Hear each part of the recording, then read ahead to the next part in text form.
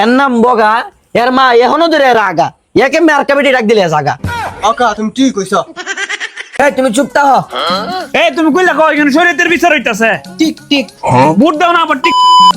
আরে মাত্র বসেন। মাতব্বর সাহেব এরে আমি কতবার না করলাম, এ আমার কথা শুনলো না। প্রথমে আমার উড়াইলো, তারপর কি কি করলো।